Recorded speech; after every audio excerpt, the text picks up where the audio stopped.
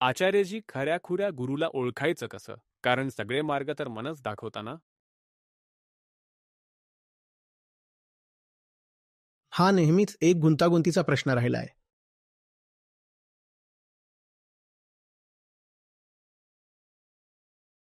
मुद्दा हा नाहीये की योग्य गुरुला कसं ओळखायचं. जर तुम्ही थोडासा प्रश्न बदललात तर ते तुमच्यासाठी जास्त उपयोगी ठरेल. आपण असं कसे बनू ज्याच्या समोर जर खरा गुरु आला तर आपण त्याच्यापासून तोंड लपवणार नाही. तुम्ही प्रश्न विचारला, बघा काय विचारताय तुम्ही. तुम्ही म्हणताय की आम्ही जसं आहोत आम्ही तर तसंच आहोत. आमचं जे काही आहे ते असंच आहे. ठीक आहे, आता एक पद्धत सांगा, एक विधी सांगा, जेणेकरून आम्ही जसं राहतोय तसंच राहत असूनही योग्य गुरुची ओळख करू शकू. तुम्ही जसे आहात तसंच राहून आजपर्यंत कुठल्याही योग्य गोष्टीची ओळख केली आहे का? स्वतःसाठी योग्य घर शोधलंय का? योग्य नोकरी मिळवली आहे? अगदी बूट सुद्धा नीट शोधलाय का? जर खरंच योग्य बूट घेतला असता तर असं कसं झालं असतं की तुम्ही बूट घेऊन आलात आणि शेजारी सांगतो, अरे त्याहून चांगला बूट अमक्या दुकानात मिळतोय आणि तिथं 20% सूट पण चालू आहे, आणि मग तुम्ही म्हणता, अरे एक चूक झाली. जेव्हा तुम्हाला काहीतरी योग्य मिळतं तेव्हा त्यानंतर कोणी काहीही म्हटलं तर तेव्हा संशय येतो का? पण आपल्याला तर प्रत्येक गोष्टीवर संशय येतो. तुम्ही आयुष्यात एखादा निर्णय घेतला, तेही जे तुम्हाला अगदी बरोबर वाटतात, तरीही जर कोणी येऊन थोडंसं वेगळं बोललं ना तर आपण आपल्या त्या ठाम निर्णयालाही चुकीचा समजू लागतो. किमान थोड्या वेळासाठी का होईना संशय येतो आणि पश्चाताप होतो की हे मी काय करून बसलो, हे का केलं, काही दुसरं केलं असतं तर बरं झालं असतं. तर आपण जसे आहोत ना तसं राहून काहीही योग्यरित्या करणं कठीण आहे, कारण आपणच योग्य नाही आहोत. जर काहीच योग्य होत नसेल तर योग्य गुरु तरी कुठून येणार? आपण ज्यांना चुकीचे गुरु म्हणतो ते आपल्याला फक्त यासाठी मिळाले नाहीत की त्यांनी काही कटकारस्थान रचलं होतं आपल्यावर प्रभाव टाकण्यासाठी. त्यांनी त्यांच्या बाजूनं काही प्रयत्न केले असतीलच, पण ते आपल्यावर प्रभावी झाले कारण आपण स्वतःच चुकीचे आहोत. आपण जर चुकीचे असू तर आपल्याला चुकीचा गुरु मिळतो. आपण जसे असतो तसाच गुरु आपल्याला मिळतो. तुम्ही बघताय ना माझं उत्तर कुठल्या दिशेनं चाललंय. तुम्ही विचारलं होतं की योग्य गुरु कसा ओळखावा. मी म्हणतोय की आपणच जर चुकीचे असू तर आपल्याला चुकीचा गुरु भेटतो. आशय स्पष्ट आहे.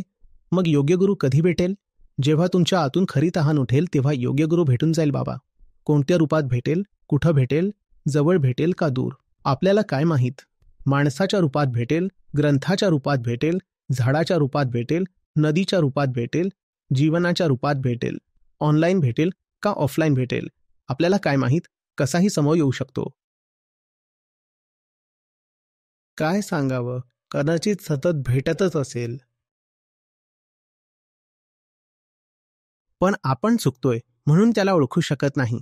कधी असं होऊ शकतं की जर तुम्ही 40 वर्षांचे असाल तर त्या 40 वर्षात तो तुम्हाला 4000 वेळा भेटला असेल, कदाचित अनंत वेळा भेटला असेल, कदाचित तो सतत तुमच्यासोबतच असेल. पण तुम्ही चुकीचे असाल तर त्याला स्वीकारणार तरी कसं? आणि वरून तुम्ही इकडच्या तिकडच्या 5-7 अंडूपांडू लोकांना स्वीकार करून बसलायत. योग्य गोष्ट स्वीकारण्यासाठी तुमच्यात ती योग्यतेची पात्रता हवी ना. तुम्ही स्वतः योग्य व्हा, मग योग्य गुरु लांब नाही, तो नक्की भेटेल. तुम्ही योग्य व्हा असं मी म्हणतोय, त्याचा आशय कळतोय का? तुम्ही योग्य व्हा याचा अर्थ असा आहे की तुम्ही हे बघा की तुम्ही चुकीचे आहात. जो हे पाहतो की तो चुकीचा आहे तो योग्य होतो. जो हे पाहतो की तो चुकीचा आहे त्याला योग्य गुरु मिळतो.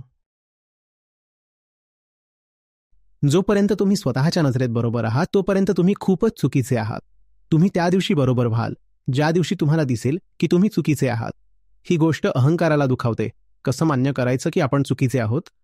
खूप मेहनत केलीये, इतकं शिक्षण घेतलंय, 2-4 डिग्र्या मिळवल्यात, एवढे पैसे गुंतवलेत, इथून तिथून धंदा वाढवलाय, आज व्यापार कोट्यवधींचा आहे. आपण चुकू कसे शकतो? समाजात आमचं नाव आहे, सन्मान आहे, आम्ही चुकीचे कसे असू शकतो? असंच काहीही बोलून टाकता. आधी मान्य करा की तुम्ही चुकीचे आहात. आम्ही का चुकीचे आहोत? भारताच्या राष्ट्रपतींनी एकदा आम्हाला सन्मानित केलं होतं. जर आम्ही चुकीचे असतो तर आम्हाला सन्मान मिळाला असता का? मग नका मानू. नका मानू. माया आहे, कुणाचं काहीच बिघडत नाही. खेळच आहे सगळा. तुम्ही काहीही माना किंवा मानू नका. पण एवढं आहे, जर सत्याला मिळवण्याचा आग्रह असेल तर इतकं सांगतो की सत्य त्यांनाच मिळतं ज्यांना खोटेपणा दिसायला लागतो. आपल्याला सत्याचा फार आग्रह असतो, तोही खोट्याला धुडकावता विना. दुसरा कुठलाच पर्याय नाही असता तर मी सांगितलंच असतं. आपल्याला सोपा आणि मधुर पर्याय पाहिजे असतो, पण तो नसतो, धुडकावावाच लागेल. खरं तर खोटं ओळखणंही सोपं होऊन गेलं असतं जर तुमच्याकडे ही मुभा असती की फक्त बघा पण त्याग करू नका. अडचण तेव्हाच होते जेव्हा असं सांगितलं जातं की एकदा का खोटं दिसलं की मग त्याग करावाच लागेल. तिथं आपण मग अगदी अस्वस्थ होतो, बेचैन होतो. वाटतं की अरे ही कसल्या प्रकारची अट घातली आता.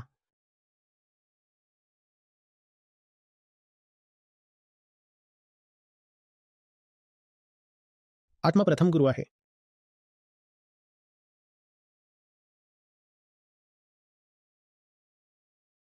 तुमची जर खरंच आतून शिकायची तयारी असेल तर मग ती निराकार आत्माच साकार रूपात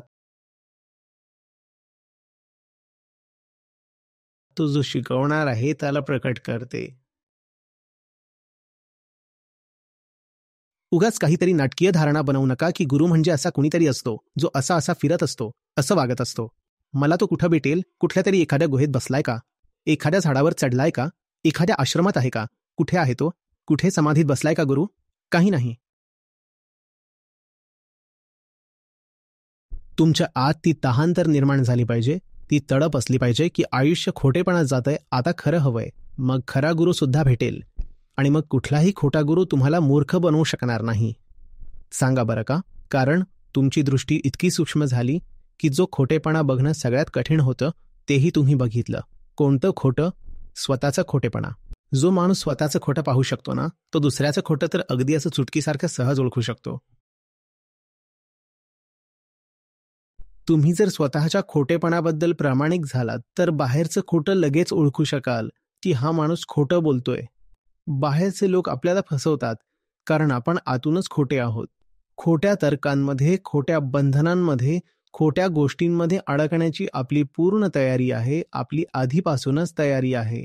आणि जो समोर दूर बसलेला आहे त्याला हे चांगलंच माहीत आहे की आपली तयारी आहे. त्यामुळे त्याच्यासाठी आपल्याला फसवणं काही अवघड नसतं.